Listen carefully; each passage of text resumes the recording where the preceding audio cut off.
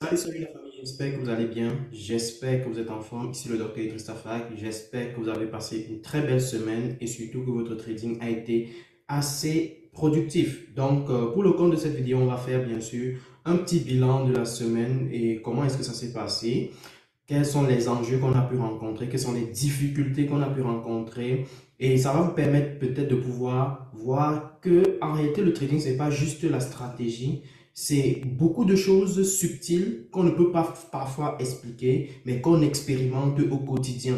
Donc, je voudrais que tu partages massivement ce type de vidéo aussi, parce qu'en réalité, ce que je vais donner comme conseil ici, ça a l'air d'être plat, ça a l'air d'être cliché, mais je peux te dire que lorsque tu es dans une expérimentation en tant que trader, tu vis cela et on n'a pas besoin de te dire, tu le vis et les messages que je vais passer ici vont beaucoup parler en réalité aux traders. Donc, surtout, partage massivement la vidéo pour que ça puisse toucher clairement des traders qui voudraient progresser en cette année 2024. Et bien sûr, ce sera avec plaisir. On va continuer dans cette démarche de pouvoir impacter notre communauté. Donc, je vais partager mon écran ici pour vous partager, pour bien sûr présenter les opportunités qui ont été saisies au cours de la semaine et quelles sont les difficultés qui ont été rencontrées et bien sûr comment est-ce que comment est-ce que j'ai pu gérer avec les étudiants et comment est-ce que toi aussi à ton tour, tu dois éventuellement être capable de mettre en place des méthodes, des mécanismes qui te permettront éventuellement de bien gérer ton trading afin d'être profitable. Voilà. Donc, partageons l'écran. Donc, du coup, ici sur mon écran, vous voyez certainement, nous sommes sur la plateforme TradingView et nous avons sur la plateforme actuellement le Bitcoin. Donc, pour le compte de cette semaine, on a eu pas mal d'opportunités, hein. On a eu de très belles opportunités pour le compte de la semaine, mais il y a également eu beaucoup de difficultés à pouvoir saisir certaines opportunités.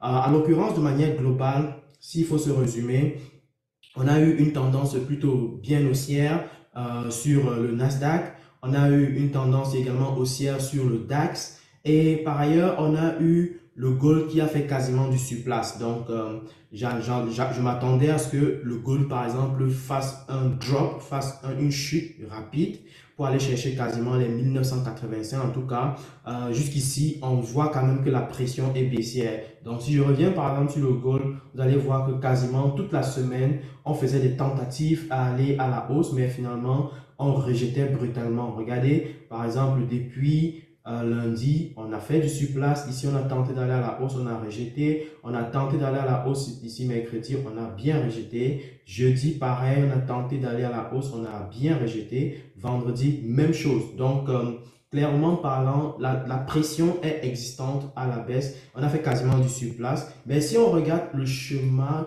à l'échelle daily, n'est-ce pas? Si on regarde le chemin à l'échelle daily, le gold présente un cas classique, n'est-ce pas, de cassure, n'est-ce pas, de tendance.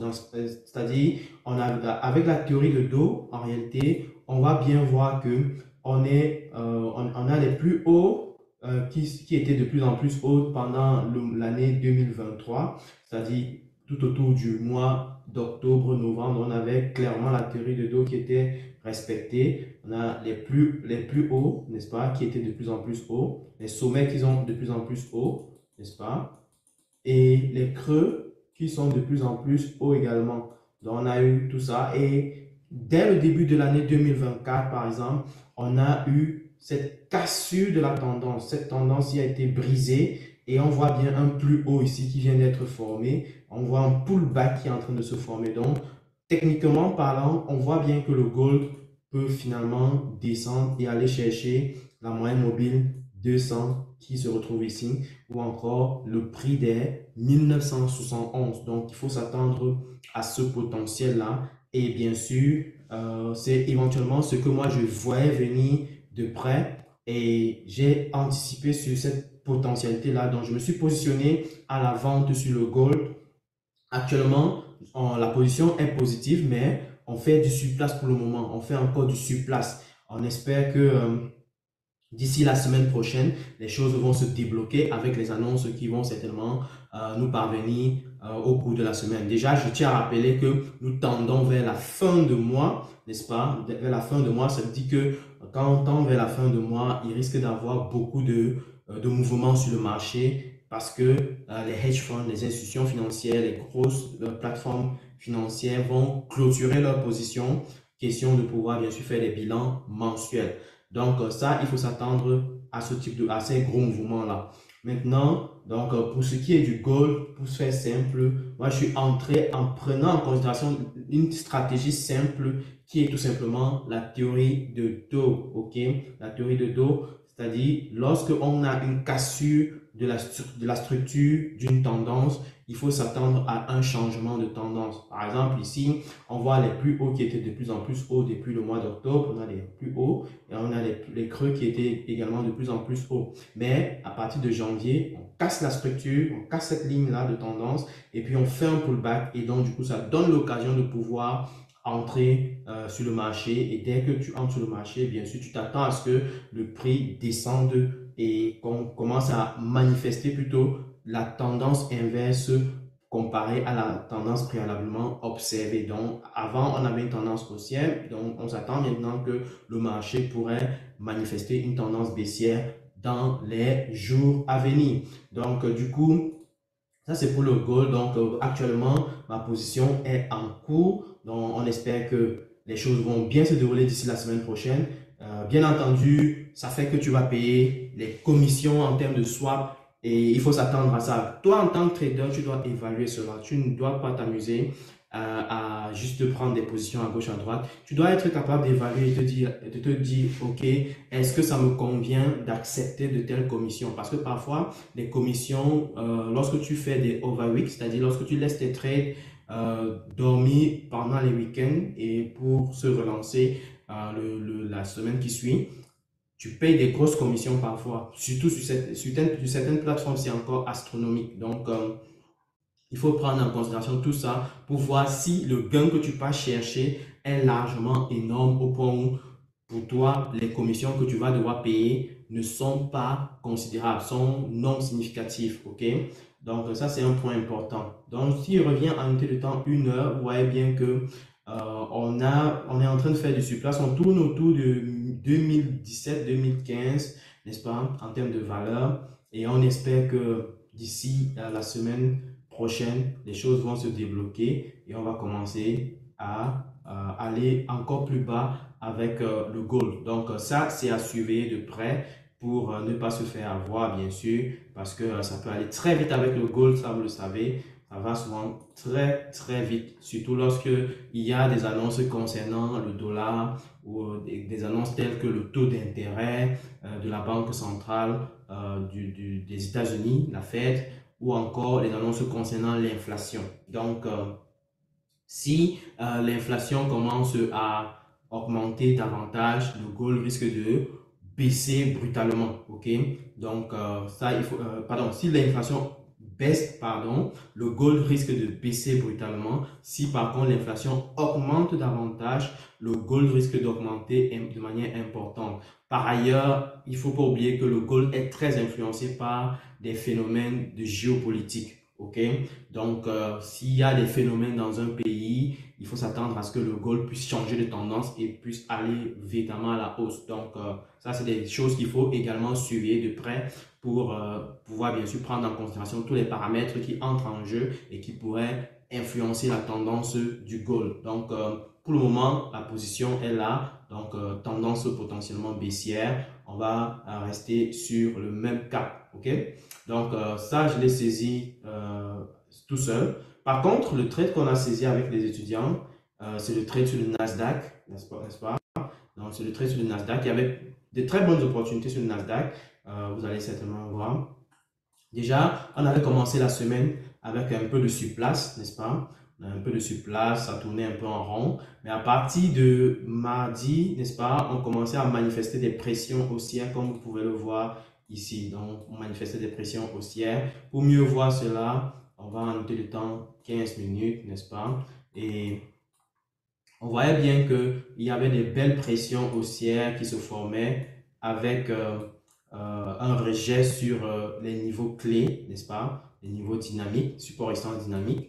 Et là, du coup, avec ces rejets qui ont commencé à se manifester, c'était l'occasion d'entrer sur le marché. Ok, c'était l'occasion ultime d'entrer sur le marché pour en profiter. Donc, il y a certains étudiants qui ont saisi cette opportunité-ci et qui ont bien géré. Donc, plus besoin de les apprendre cela. Donc, c'est un cas classique d'école que j'enseigne dans les cours de programme pro. Donc, ça les a permis de pouvoir faire pas mal de gains. Donc, vous voyez que ici, si on prend en réalité cette opportunité-ci, partant sur un risque de 50 pips, n'est-ce pas? Partant sur un risque de 50 pips, ok, tu te fais beaucoup d'argent. En fait, tu vas te faire quasiment un risque-reward de quasiment 3 à 4. Donc, je crois qu'il y en a qui ont fait du x4, n'est-ce pas, avec cette opportunité-ci. OK?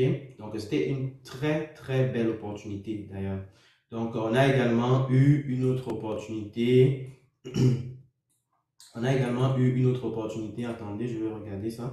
Donc, on a eu également une autre opportunité la journée d'après, n'est-ce pas? Toujours vers la fin de la journée. Très belle opportunité également à ce niveau qui a permis, mais c'était quand même délicat puisque c'était la fin de journée. Il fallait faire attention de ne pas tomber sous les effets de fin de journée, n'est-ce pas? Donc, mais l'opportunité était présente. Il fallait, si tu osais, tu pouvais prendre quelque chose à ce niveau, mais il fallait oser, ok? Donc, ça donnait quasiment du 2,5 en termes de risque, donc 250%. Donc ici, c'était 400%, alors que de l'autre côté, c'était 250%. Donc, qui étaient des opportunités plutôt assez intéressantes, ok? On a également eu une opportunité sur le DAX qui était assez clair, assez clean, assez propre. J'ai tellement apprécié l'opportunité, c'était propre pour tout le monde.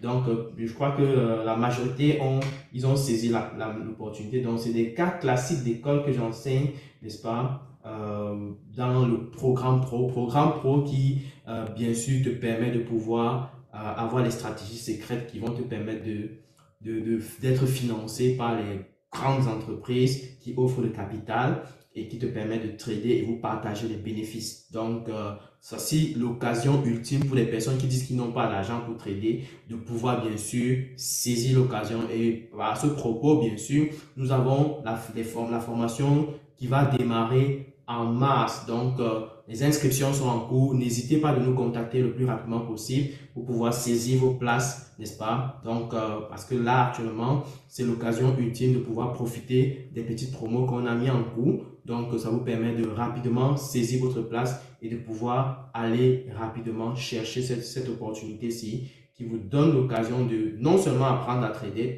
qui est un patrimoine parce que c'est quelque chose que tu peux enseigner à tes enfants en réalité, tu peux enseigner à tes proches et d'autre côté, tu vas te permettre maintenant de trader à l'aide du capital des autres. Tu n'as pas besoin de risquer ton propre argent, tu risques le capital des autres et tu gagnes de l'argent, argent qui peut te permettre maintenant d'investir dans tes grands projets à gauche, à droite.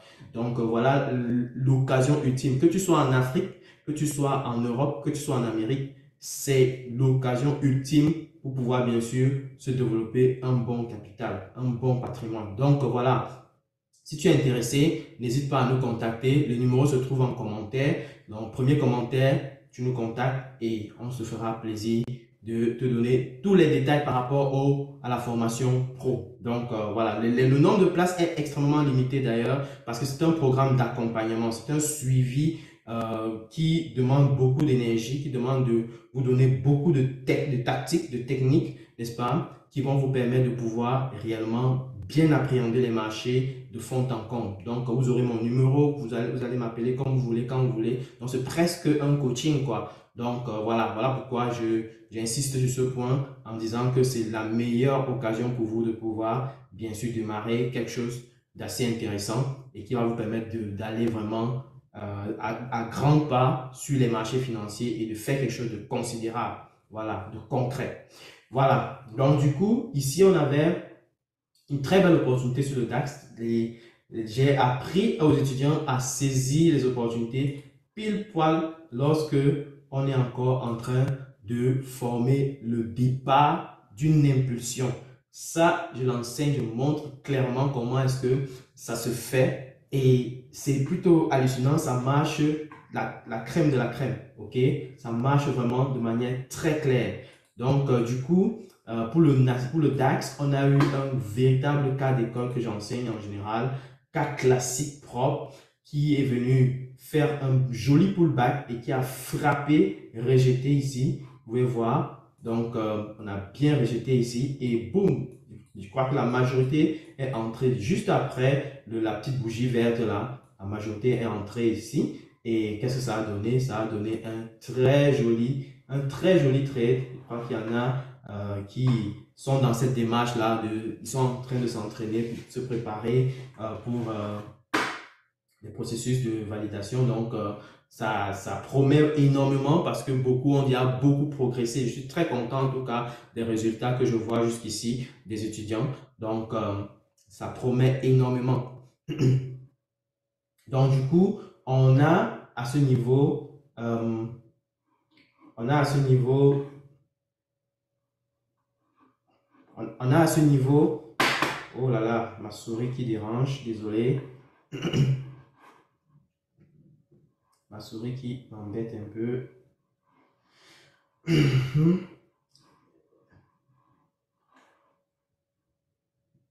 là là là là là là là, pas possible.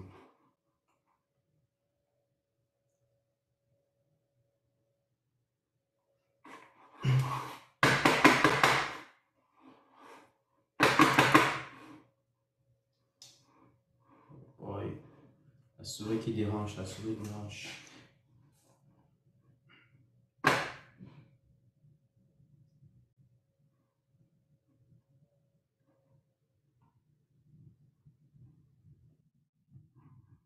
Ok, donc du coup, on a pu saisir ça ensemble et ça a donné quasiment un risk reward de 2 pour 1. Donc, pour ceux qui avaient saisi et mettaient par exemple un risque de 50 pips, ils pouvaient aller chercher 100 pips en moyenne avec le DAX, donc qui est plutôt déjà assez intéressant. Donc, en général, le DAX, il va pas développer beaucoup comme le Nasdaq. Contrairement, le Nasdaq va parfois aller chercher du 150 pips, voire du 200 pips, n'est-ce pas? Donc, voilà pourquoi avec le DAX, on est un peu plus prudent en termes d'opportunités, on est un peu plus prudent en termes de résultats à aller chercher. Donc, voilà. Je ne sais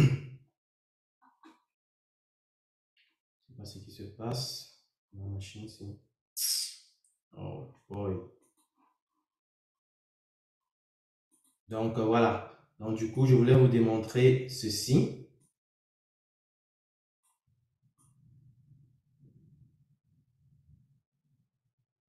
Voilà, donc du coup, on a quasiment du 2 pour 1 en termes de risque reward, comme je l'ai tantôt dit, et ça permettait de pouvoir vraiment ramasser très facilement. Donc, c'est monté à la verticale et c'était vraiment assez clair l'opportunité. Il n'y avait pas d'ambiguïté. Pareil au marché européen, la journée d'après, on a également eu le même scénario, n'est-ce pas? Le même scénario, pile poil. Et puis, vous entrez là.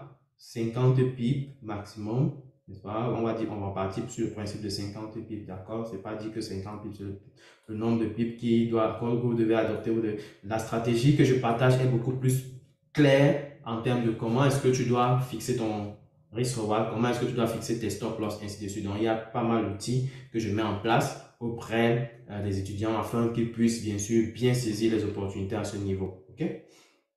Donc voilà, donc il y avait deux belles opportunités pour les journées de jeudi, vendredi. Pareil, les journées de mardi, n'est-ce pas? Les journées de mardi, à la fin de journée, par contre, c'était le moment idéal de saisie. Mais si vous n'avez pas saisi à ce moment-là, c'était un peu plus complexe de pouvoir saisir l'opportunité. Moi, j'avais saisi cette opportunité ici en fin de journée, et quelque part là, n'est-ce pas?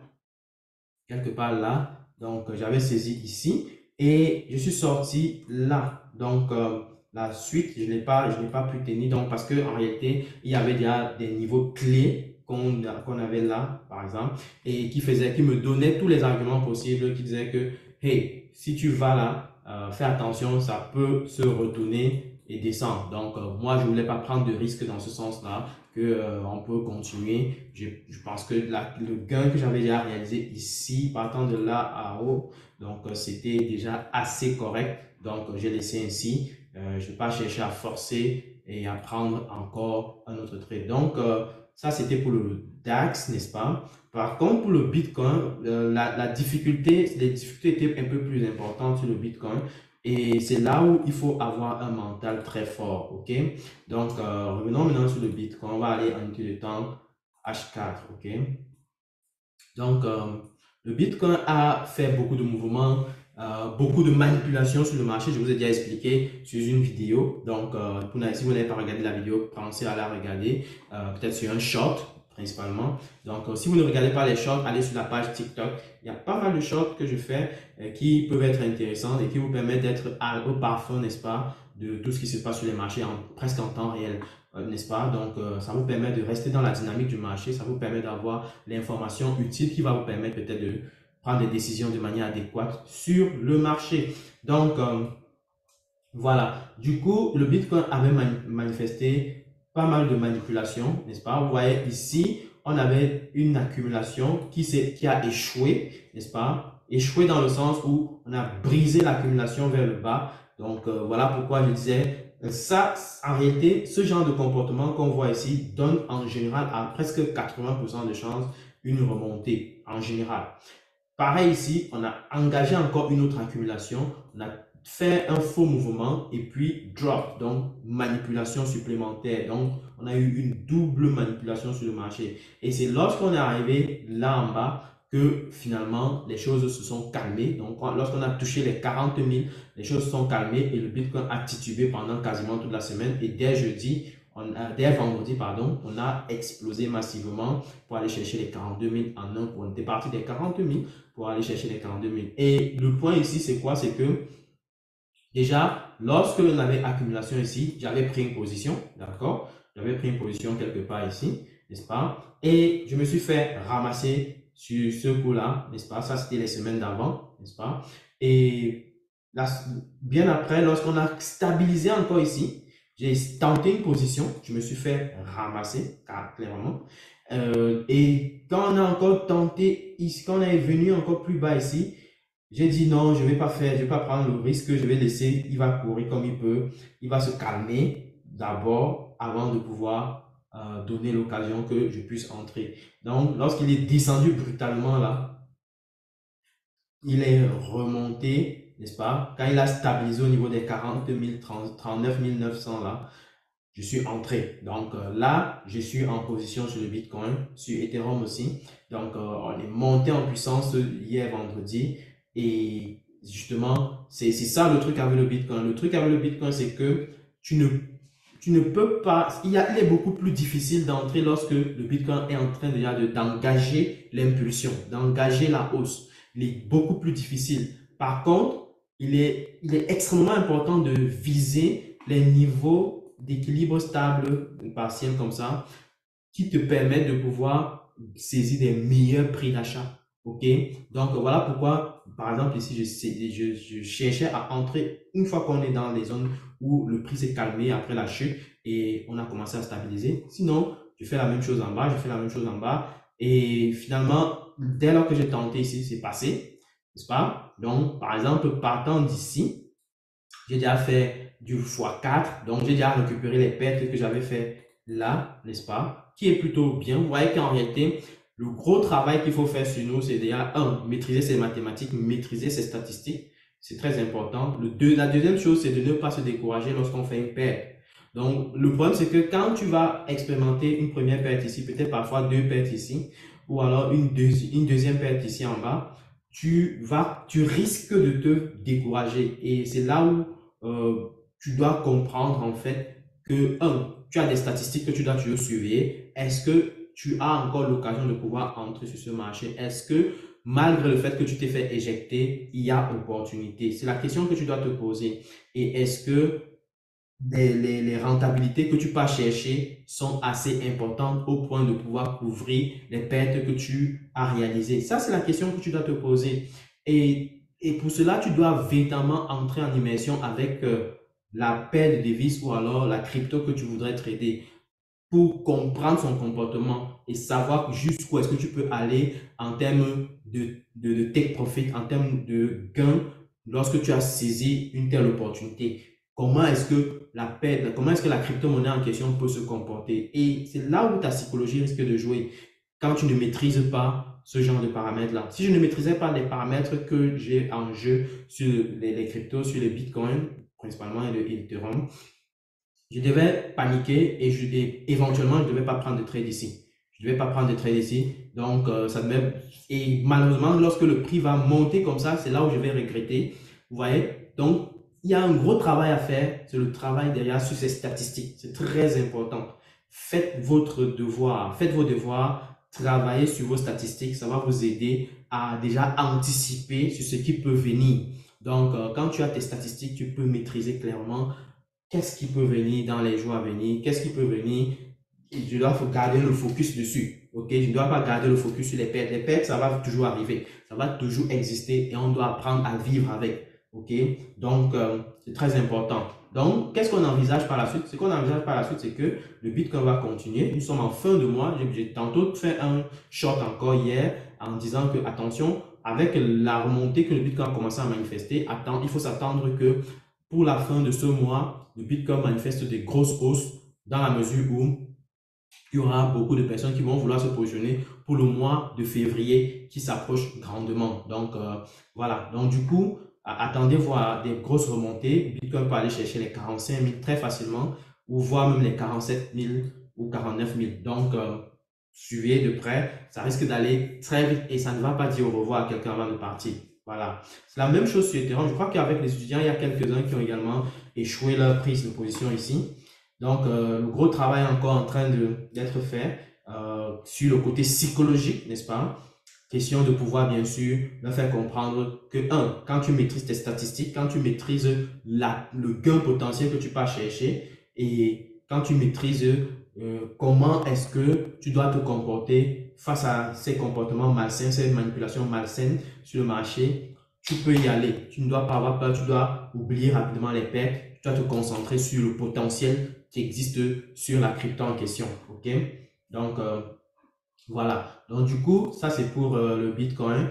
Même chose pour Ethereum. Donc, je ne vais pas me répéter sur Ethereum parce que je vous ai toujours dit, il y a 80% de chances que Ethereum adopte quasiment le même comportement que le Bitcoin parce qu'ils sont corrélés à l'ordre de 80%. Donc, du coup, je ne me casse pas la tête à répéter le même élément. Vous voyez que Ethereum, par contre, lui, il a chuté brutalement, très brutalement et son accumulation était véritablement dans cette zone-ci. Et justement, j'ai pris le trade. Quelque part là, n'est-ce pas, quelque part dans cette zone-ci. Et donc, du coup, ça m'a permis déjà d'être en profit. Donc, on est en profit sur Ethereum. Donc, je pense déjà que Ethereum va continuer son mouvement, va aller chercher beaucoup plus haut. Donc, je reste tranquille. Là, ça va tourner en rond là, mais je sais que ça va beaucoup progresser pour la suite. Donc, voilà. Donc, voilà un peu pour vous donner la quintessence. Donc, pour faire un résumé simple ici, c'est que il faut comprendre que en réalité, il faut travailler beaucoup à maîtriser tes statistiques. Quelles sont tes statistiques? Qu'est-ce que je dis? Qu'est-ce que j'entends par statistique? C'est maîtriser quel est ton taux de réussite, maîtriser quel est ton risque reward concret sur tes stratégies, que ce soit les stratégies sur les cryptos, que ce soit les stratégies sur les indices, que ce soit les stratégies sur le forex. Donc, tu dois maîtriser quel est ton risque reward empirique. Quel est ton taux de réussite? Jusqu'à combien de pertes tu peux réaliser de manière consécutive? OK? Et à partir de combien de pertes tu dois te questionner? OK? Tu dois maîtriser ça. Si tu ne maîtrises pas ça, ça veut dire que tu n'as pas encore une stratégie assez claire. OK? Tu dois travailler sur ces points-là. Tu dois travailler de telle sorte que quand tu prends des trades, tu es confiant que tu es encore dans les marges possibles pour pouvoir continuer, même si tu es en train de faire des pertes.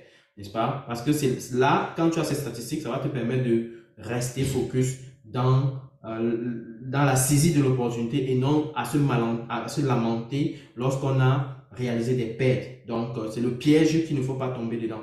D'accord? Donc, voilà. Dites-moi en commentaire ce que vous en pensez. Désolé encore pour le petit moment où ça a bugué avec mon écran. Je ne sais pas ce qui se passe. Donc, du coup, partagez au maximum. Partagez au maximum. Et par ailleurs, dites-moi en commentaire quelle est la leçon que vous avez tirée au cours de cette semaine-ci avec votre trading. Donc, je vais m'arrêter sur ce point. Je vais vous souhaiter une très belle journée, une très bonne soirée. Portez-vous bien. À très très bientôt pour une prochaine vidéo. Ciao!